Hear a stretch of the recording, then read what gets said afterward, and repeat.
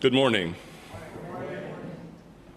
All right. I feel like I have you guys better trained by this point. So let's one more try. Okay.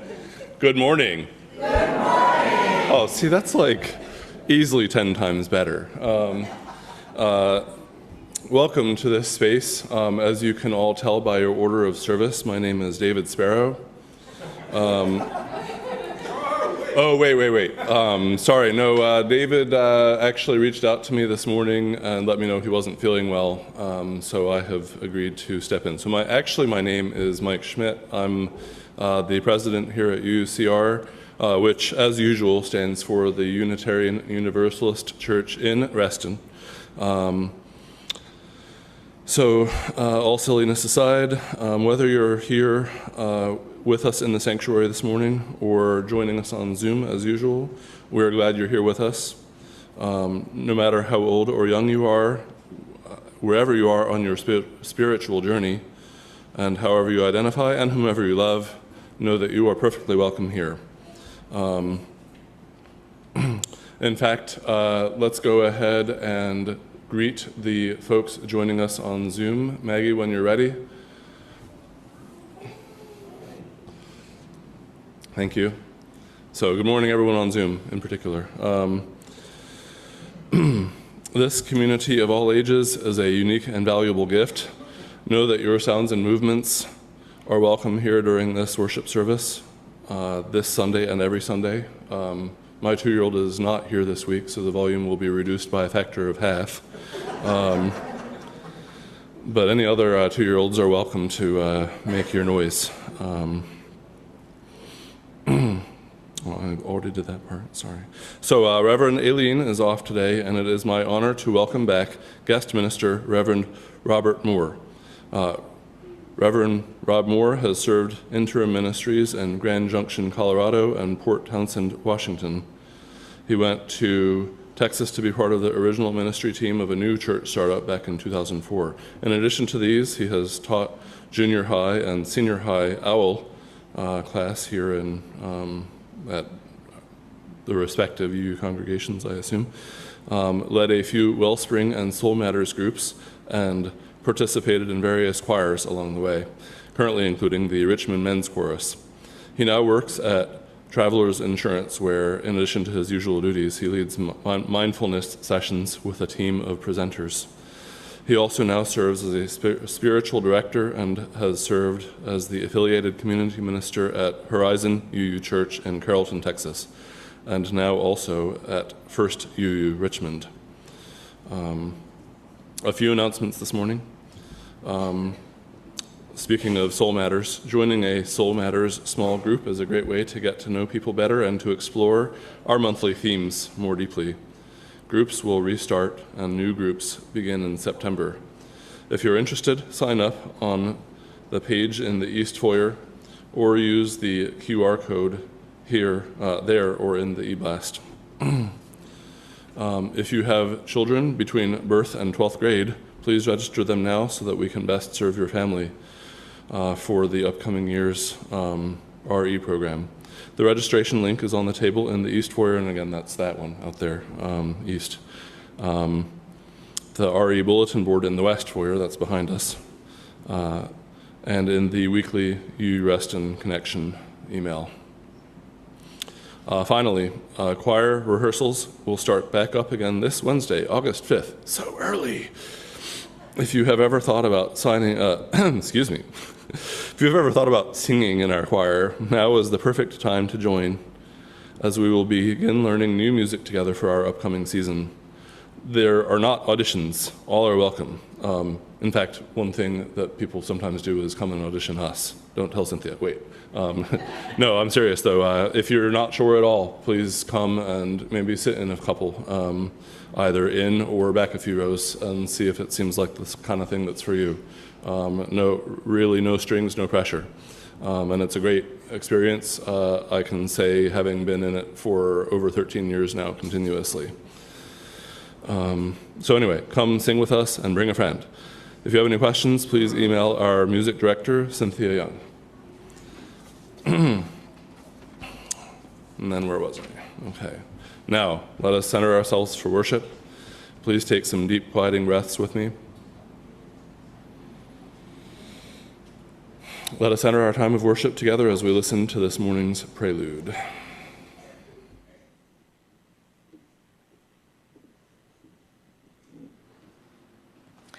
Our prelude this morning is Coming Home.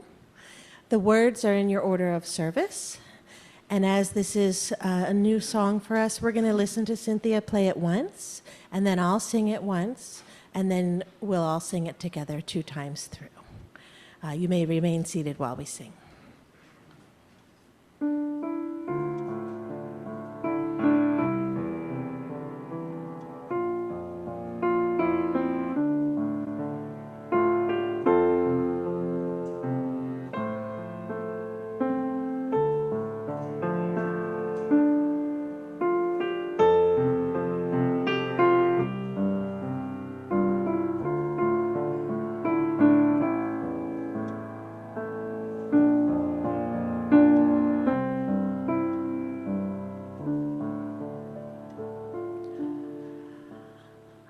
Return to myself, here where I belong. I am coming home, like a bird to its nest, like a river to the ocean.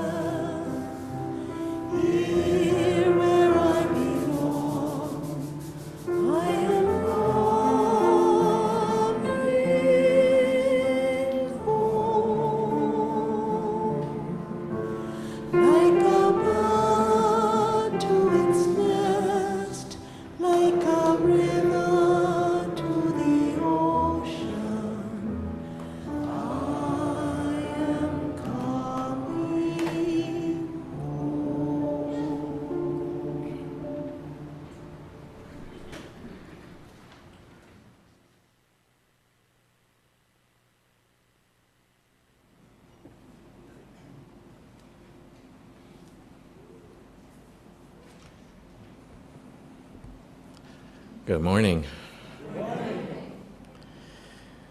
We come into our places of worship both to celebrate the grace that surrounds us and to take solace in the strength beyond our naming.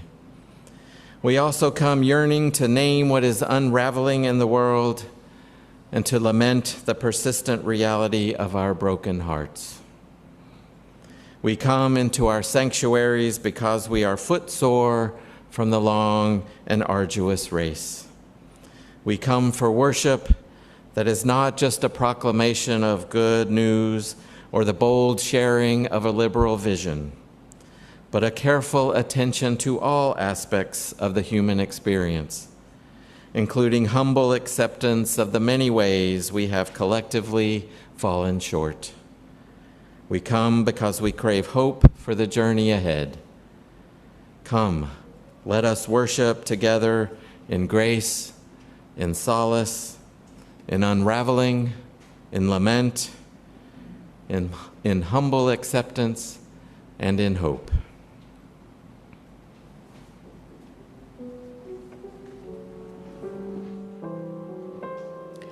Please join us in singing our opening hymn, number 21, For the Beauty of the Earth. The words are also in your order of service, and please rise in body or spirit as we sing together.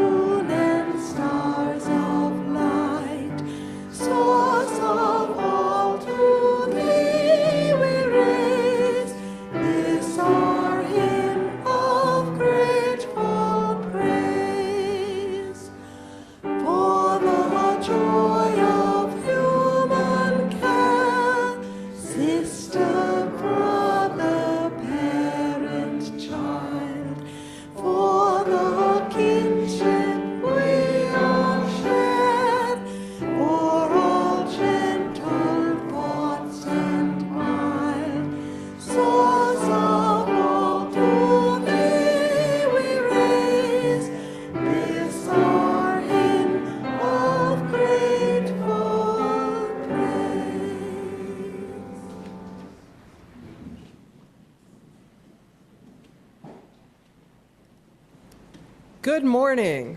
Good morning. Our chalice lighting this morning comes from Reverend Scott Taylor. Pulled in many directions by the demands of our days, we light this chalice to remind us of the still point deep inside. Made unsteady by the winds of unpredictable paths, we light this chalice to remember the shelter of each other. Longing for lights that lead us back to our truest selves, we kindle this chalice to illuminate the faces of friends and sacred companions, recalling once again that we find our way through the willingness to take each other's hand.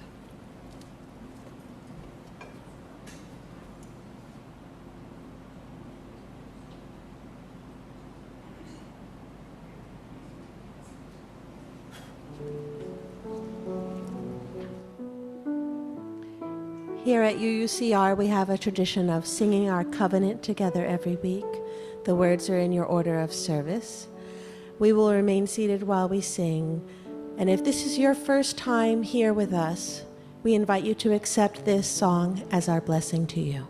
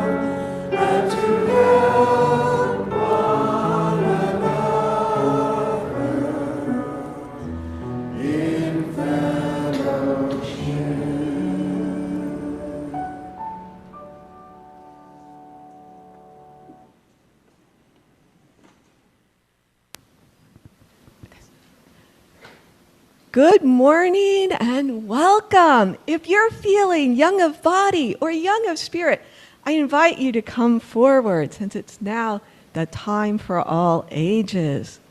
And welcome, welcome.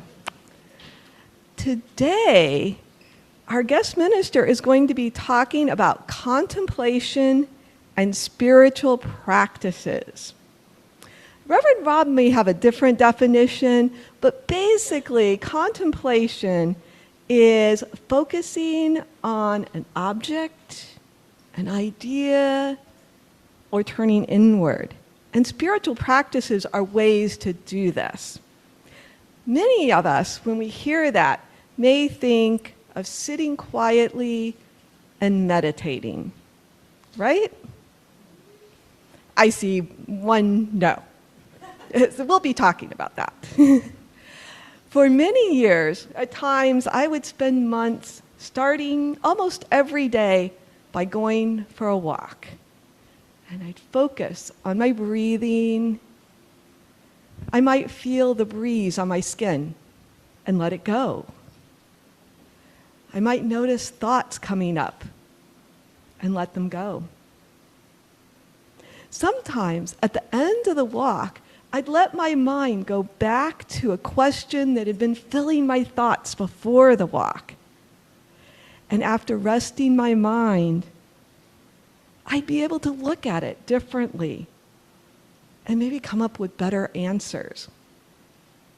Walking can be a meditation or a spiritual practice. Another example is something that my mother introduced to me when I was very, very young. And I didn't think of it as spiritual practice until I was an adult. She took me outside and we laid down on our backs in the grass and looked up at the sky. We watched the clouds and we looked for shapes. Well, there's a sheep, there's a castle, and a dragon. And then we would just watch the clouds move. Has anyone ever done that? Yes, seen a number of hands. You saw a carrot in a cloud? Yeah. I saw a staff ghost one Oh, okay. A character, yes. So I am wondering, after hearing these examples, are there other things that you have done that you might consider a spiritual practice? And I wonder,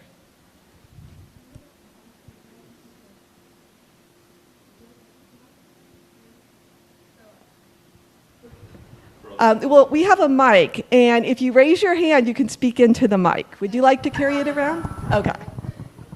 So I see someone with an idea here. Clearing weeds in the garden. Clearing the garden of weeds, goodness. And that can definitely have a meditative feel to it. Going for an evening walk to watch the fireflies. Ah, watching fireflies. Nice. I see one up here. Oh. Picking blackberries, even more meditative when there's thorns. Oh, interesting. I tend to find metaphors in nature, so picking blackberries with thorns, I could definitely find. Doing math in my head. I'm sorry? Doing math in my head. Doing math in the head, okay. And I think I saw a hand all the way in the back here. Sewing or embroidering. Sewing and embroidery. I wonder how many people here have needlework as, yeah. I know a group here that does that, yes. Going for a drive. Going for a drive. And I saw some more hands up here. Listening intently to symphony. Music and symphonies. I wonder also other people with music as a spiritual practice. Yeah. And let's see, was there someone up here? Okay. Listening to the ocean. Listening to the ocean. Yes. Right here? I like to go to my room and listen to calming music. Listening to calming music. And one more right behind you. Looking at the sunrise on Lake Thoreau. Ah, the sunrise and on Lake Thoreau. Well, thank you very much. And yes, there are so many things that can be spiritual practices. I hope each one of you will find something that will help you calm and quiet your mind and bring greater perspective. And we'll hear more today up here, and we'll be doing some exploration downstairs. So anyone who would like to join us for activities can leave now as we sing you out with Go With Joy. That will be projected up here, and it's in your order of service.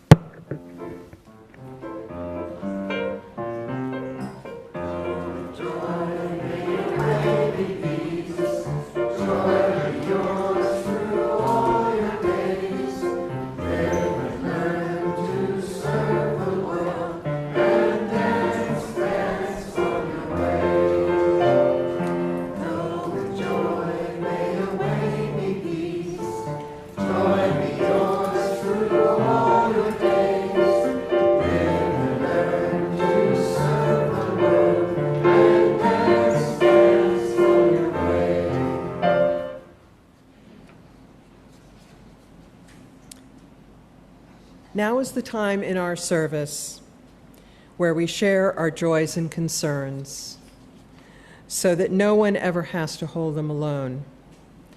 If you are joining us remotely this morning, you may wish to light a real or virtual candle wherever you are this morning to mark what is on your heart.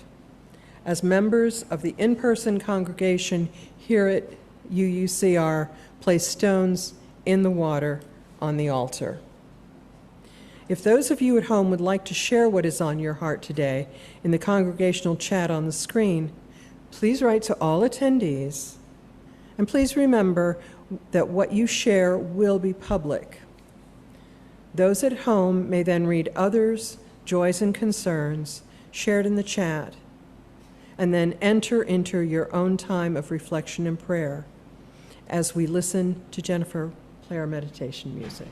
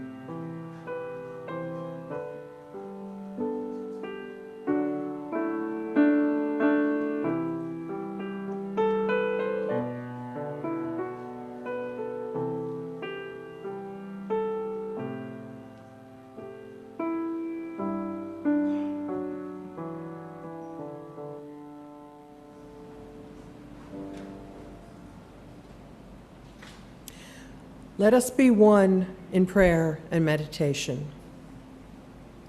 Spirit of love and life that so faithfully animates our creation, we are grateful for this community that is with us in both times of joy and sorrow. We hold in our hearts all this morning who are facing any hardship or difficulty, for those who are grieving or facing illness or disability in themselves or friends or loved ones. In particular, I call your notice to the UUCR announcement of Alice Markham's passing.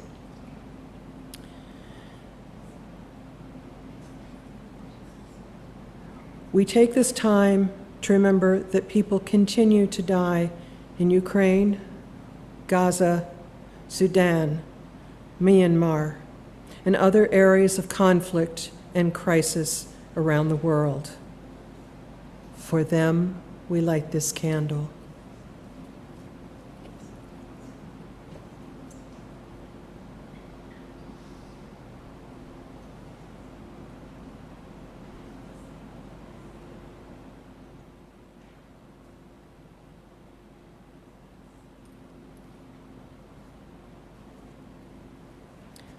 Let us take a moment of silence as Jennifer plays Spirit of Life.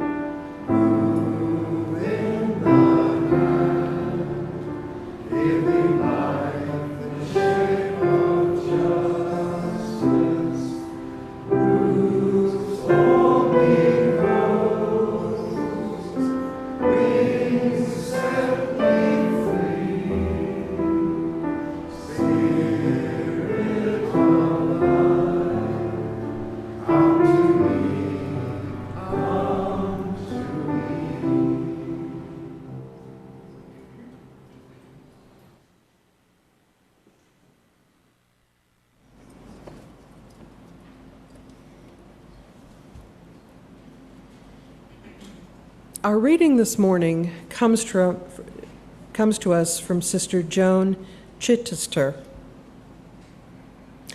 Contemplation, you see, is a very dangerous activity. It not only brings us face to face with God, it brings us as well face to face with the world. And then it brings us face to face with the self. And then, of course, something must be done, because nothing stays the same once we have found the God within. We become new people, and in the doing, see everything around us newly, too.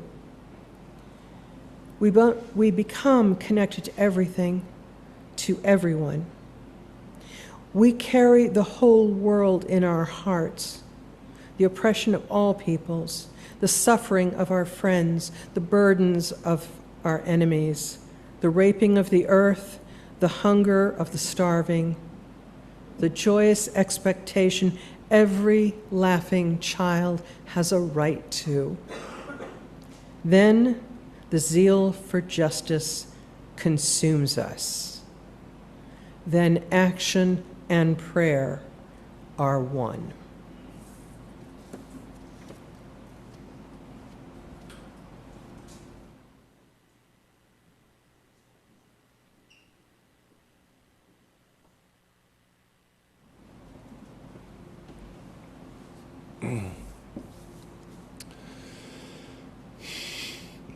As a self-funded church, we here at UCR rely on the generosity of our members and friends to fund daily operations and to ensure that the church and its resources are here for us and for others now and in the future. Pledges support our worship and music programs, our religious education programs for members and friends, community outreach, and connections to Unitarian Universalism at large. We now invite you to support the work of UCR by making your donation in the collection plate if you're here in the sanctuary, or at the link on the slide and or in the chat box. Thank you for your generosity and support of our beloved spiritual home.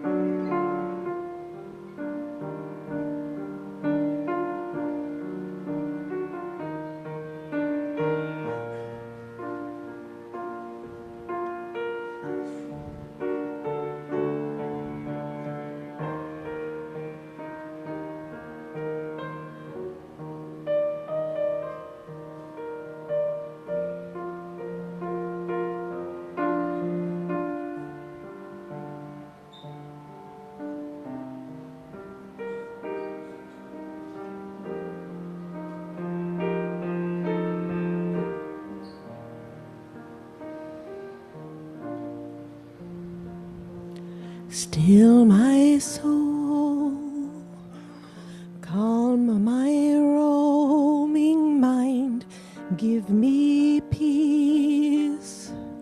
May my heart unwind, let me stay, your beloved guest.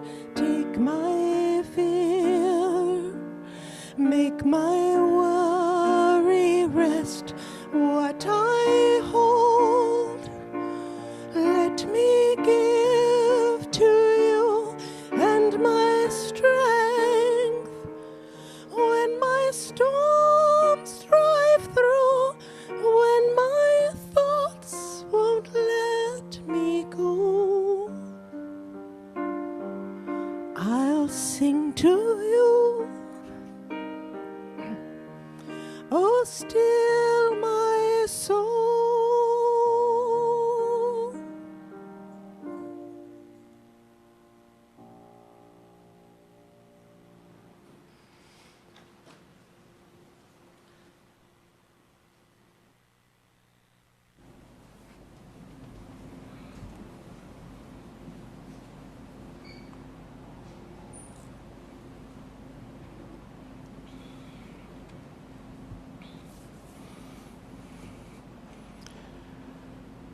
Whenever I visit a new congregation, or in this case, revisit, I like to take a little stroll through the church website beforehand to figure out that congregation's reason for being.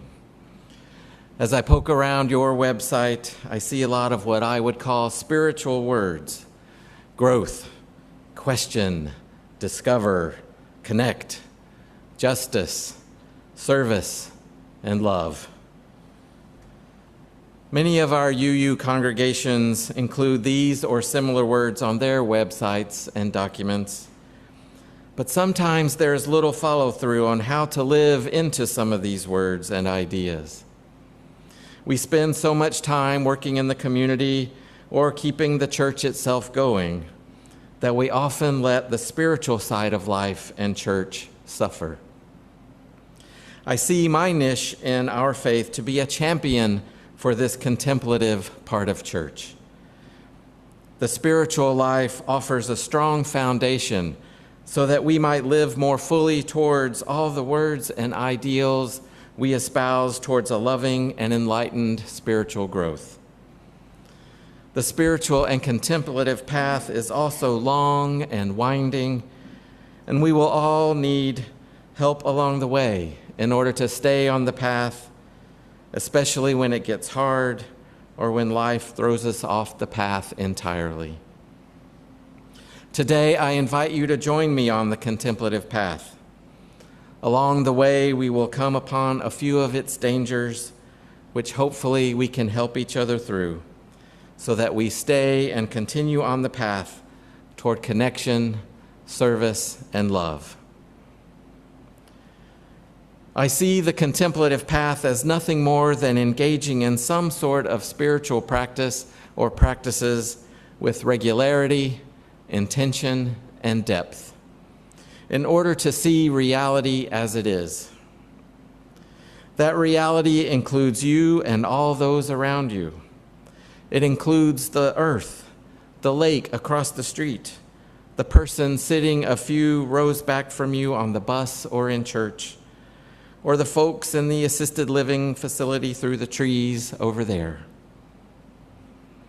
It includes all of what some might call God: love, ultimate good, holy, divine, Christ nature, Buddha nature, the sacred, whatever name or lack of a name we choose. It includes simply how we connect to and seek communion with any and all of these concepts. Of course, we don't always connect with a concept very deeply, and the contemplative path is a way to connect to and directly experience that which gives our lives meaning at a deeper level and at the heart and soul level. The way to begin is simply to have the intention, the naked desire for that connection. Once you state that desire and intention, whether out loud, consciously, or silently, bodily, you are on the contemplative path. From there, the path that each of us is on will be rather unique to us. Our chosen spiritual practices will be particular to our skills, interests, and personalities, just like we heard in the Time for All Ages. Mine might be sitting in silence and reflection or writing. Yours might be active in service or pulling weeds or listening to music. The person next to you might be somewhere in between and totally different. Again, the key is intentionality, regularity, and depth. It sounds so natural and organic to me when stated like this. And of course, it is not always so easy and can be, in fact, quite difficult at times. What often happens is that we get in our own way through our biases, projections, defenses, our sense of separateness, which all make it hard to see ourselves, each other, and the world for what it is and for what we are. A commitment to a spiritual practice and to the contemplative path allows us to sit with and sift through all these obstacles to see reality for what it is. The contemplative path allows us to discover or return to our center so that we can better flow toward a loving and enlightened spiritual growth. The trouble is, as we heard earlier from Sister Chittister, that contemplation is dangerous. To quote from her again, contemplation not only brings us face to face with God, it brings us as well face to face with the world, and then it brings us face to face with the self. And then, of course, something must be done. So let's look at each of these steps in turn, which will lead us to the dangers along the way. Of course, the spiritual path is rarely linear or goes step by step like this, but I love nothing more than a sermon with a checklist to go along the way.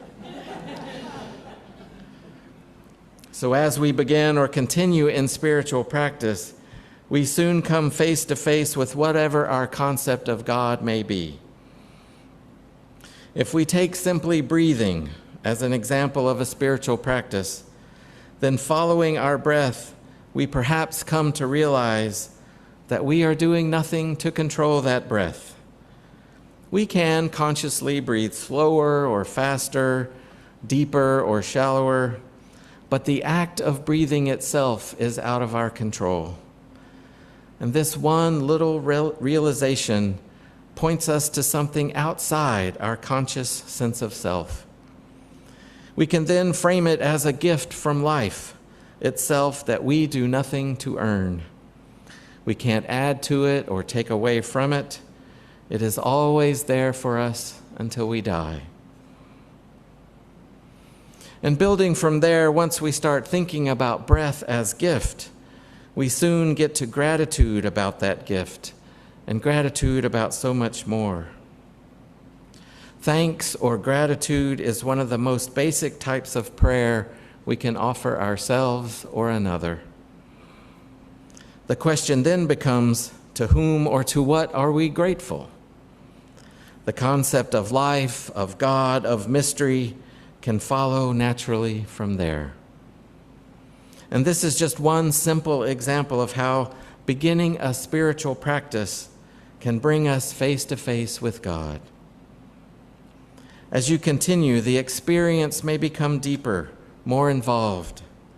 Perhaps in the silence, you get images or feel sensations. Perhaps you feel a warmth or a tingle. Perhaps in serving others, you begin to see the holy in those you serve, or even in yourself. For me, a common image in meditation is floating in the ocean, warmed by the sun. I feel held and supported. I feel comforted. I frame it as being held by God. You may call it something else. As we continue with our practices, we also come to discover a sense of connection, maybe starting with the natural world, maybe also with those around us in our lives. Following the example of breathing a little further, we might quickly realize that other people and other beings breathe too. The same gift of breath that I have been given has been given to everyone else as well, regardless of how much money they make, where they were born, what color skin they live in, and on and on. Perhaps we are reminded that the trees breathe out what we breathe in. If it weren't for the trees, we wouldn't have that gift of breath to begin with. In this and many other possible ways, we begin to foster a deeper feeling of connection. And once our sense of connection grows and our sense of separateness thins, we might find ourselves wondering about and tuning in to the joy and the suffering around us. We start to wonder about those trees giving us oxygen. We start to wonder about those whose breath is impeded due to illness or injustice. Perhaps in practice, we remember the way I can't breathe called us to justice seeking after the death of Eric Garner a number of years ago. This sense of connection often leads to a desire to engage, to move out into the world and into the lives of others. We begin to realize that in order to preserve my gift of breath and life, I must preserve that of others as well. But often in the midst of that desire and that call to venture out and serve, we begin to realize all the barriers to that engagement that have built up within ourselves over the years and decades. And this is where the danger begins to show itself, and where resistance to and often quitting our practices come into play. And so even as it guides us outward, the contemplative path guides us deeper into ourselves. A natural consequence of any practice is that thoughts, feelings, and emotions may arise. And when these do arise, we are sometimes taught to just notice them and gently bring ourselves back to our breath or whatever other anchor we are focusing on. And as our practice continues, though, we can shift our focus and attention to those thoughts and feelings and start to notice patterns, tendencies. Perhaps we notice anger arising a lot. We notice fear arising. We notice a sense of calling or invitation arising over and over, or any number of other things. And when we continue to practice, we see the blockers that we have built up over our lives. Some of those may have been sorely needed at some time in our lives, and perhaps they are not needed anymore. Some of those we soaked up from the culture we grew up in, and now that we see them clearly, we don't want them in there anymore. For a specific example of how we can work on ourselves toward a more just world, I point you to the inner work of racial justice by lawyer and mindfulness teacher Rhonda McGee, which explains some of these blockers from a racial justice lens, with specific types of mindfulness practices to try to clear or transfigure those biases and obstacles more fully into service and action. So spiritual practices like these can deepen our own self-knowledge, our self-awareness, by identifying sources of comfort, discomfort, advantage, disadvantage. Another tried and true direct method for this are the many 12-step programs around. Many of us know that these programs have helped thousands, maybe even millions, through their addictions. But I think these programs can also be valued parts of any spiritual or contemplative path. The 12 steps take us through surrender, discovering and trusting some higher power, a fearless moral inventory, another way of saying what we've been hearing these last few minutes. It involves making amends and giving back and engaging others. In this way, coming face to face with ourselves through contemplation and spiritual practice can be quite dangerous, especially to our small self, our ego. All the safety and comfort we've established throughout our years on this earth gets challenged, gets pushed, and it is often scary and dangerous. But imagine you are on the other side of that danger, if only for a moment. Because I would love to say that we only need to break through once and we're done forever, but of course the spiritual life doesn't work that way. It turns out that when you come face to face with yourself and work through those places of brokenness or guilt or shame or woundedness, you come back around to that higher power and find there unconditional love. When I feel God's comfort and support floating in that ocean warmed by the sun, while at the same time knowing that I have caused harm, knowing that I have hurt people that I love and care about. I also feel that unconditional love. And I know that I can be both wounded and loved. I can be both broken and serve my community and the world. And that, friends, just may be the biggest reward of the 12 steps or any contemplative path. We can be wounded and loved. We can be both broken and serve our community in love. And now we are in the second half of Sister Joan's teaching.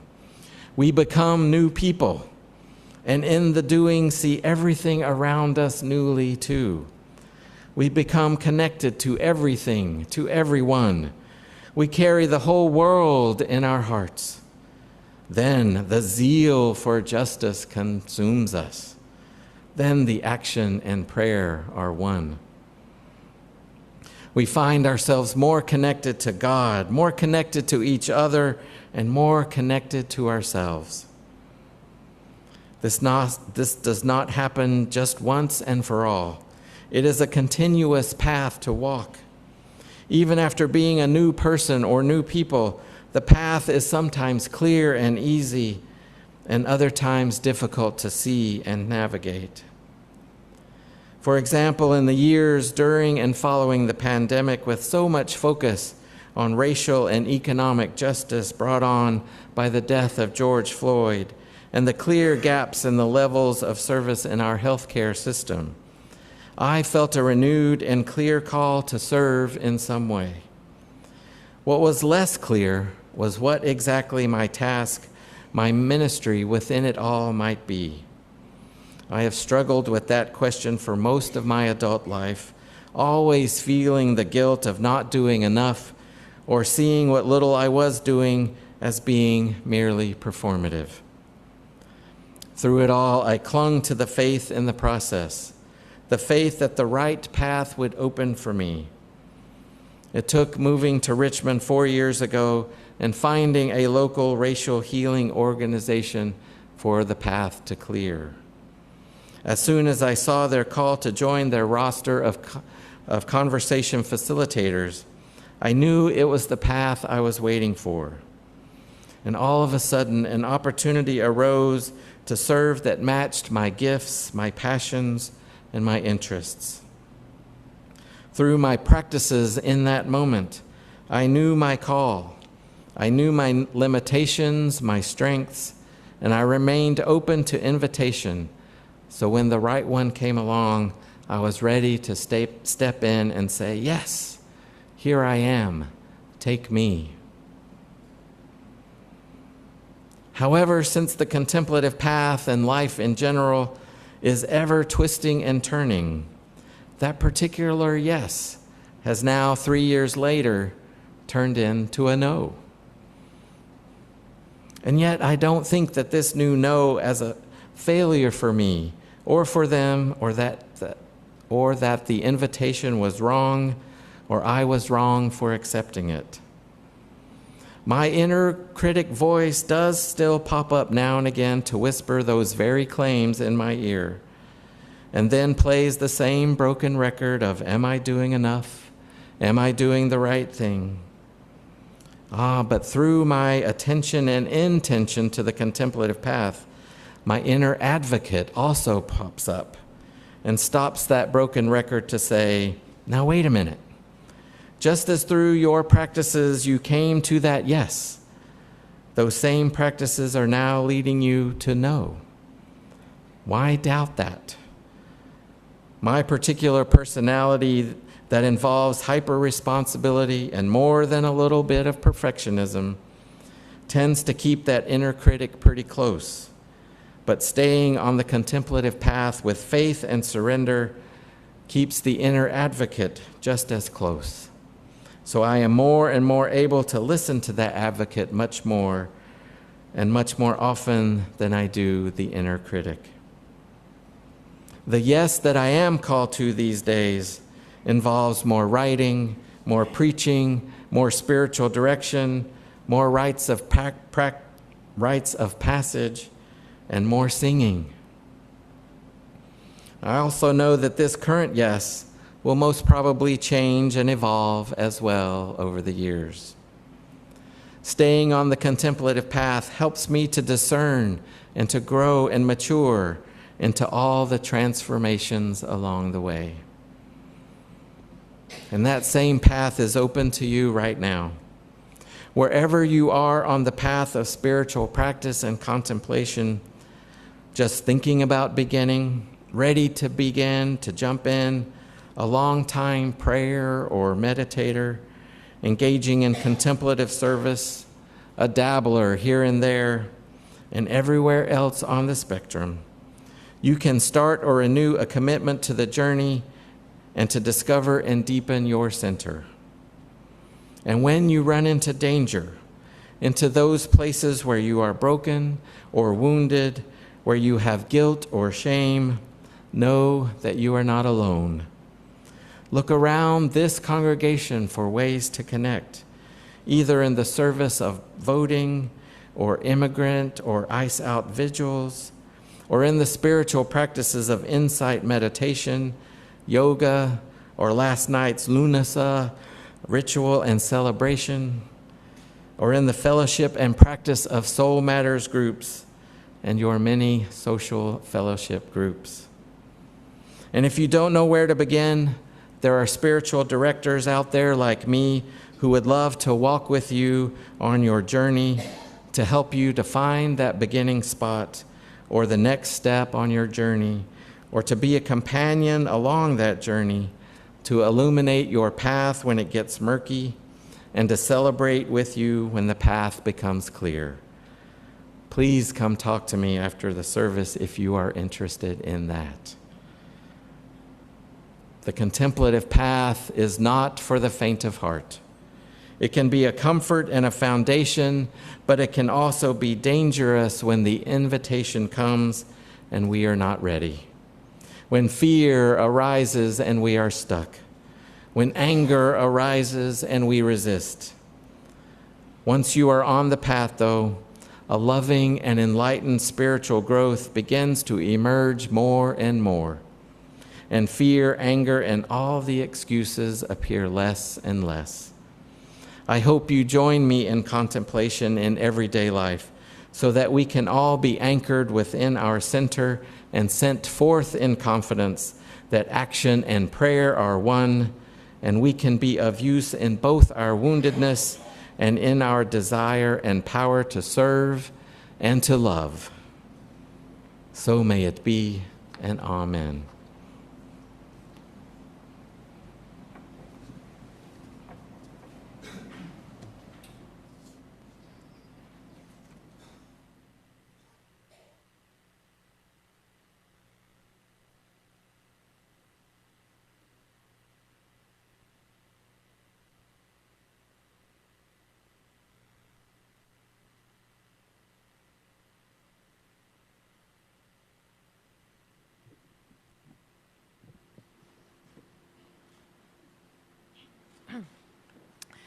Our closing hymn is number 1008 in the Teal hymnal. The words are also in your order of service, When Our Heart is in an Holy Place. Please rise in body or spirit as we close with this hymn.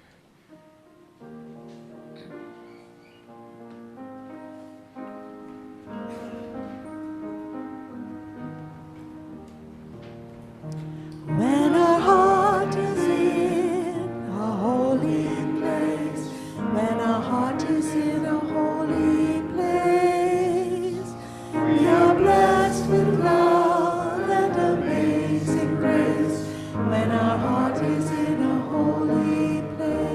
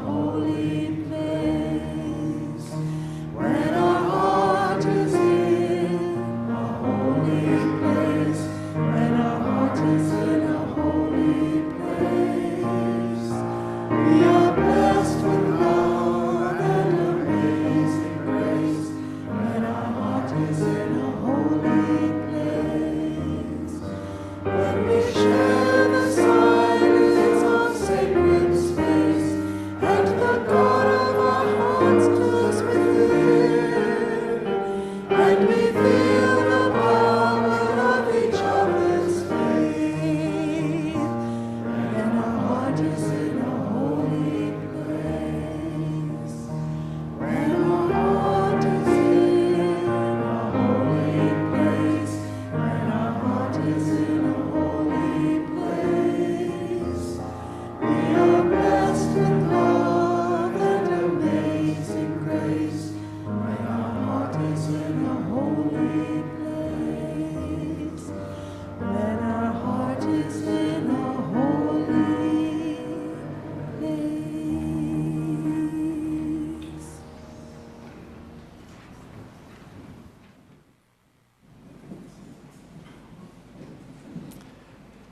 As we prepare to go our separate ways from this place, I hope in this sacred time together we have shared in grace and in solace. We have eased the burden of unraveling and lament, and may we now depart in humble acceptance and in hope. May it be so, and amen.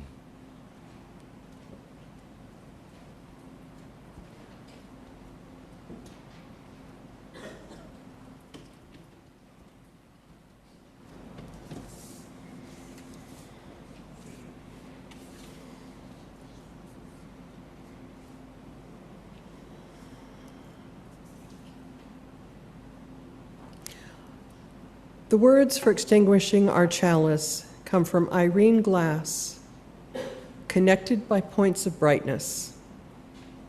As we extinguish our chalice, may we remember the flame of life in all things, the bright center of our planet, the stars that light our world, and the way those points of brightness connect within us, within all things.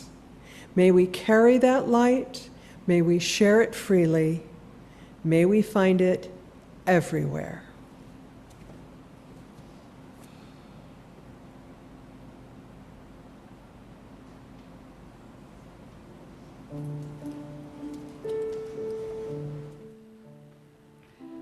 Please join me in singing our postlude, number 1031 in your teal hymnal. The words are also in your order of service, filled with loving kindness.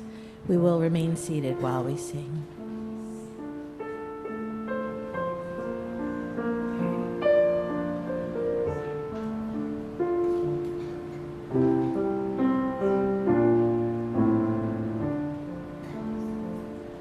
May I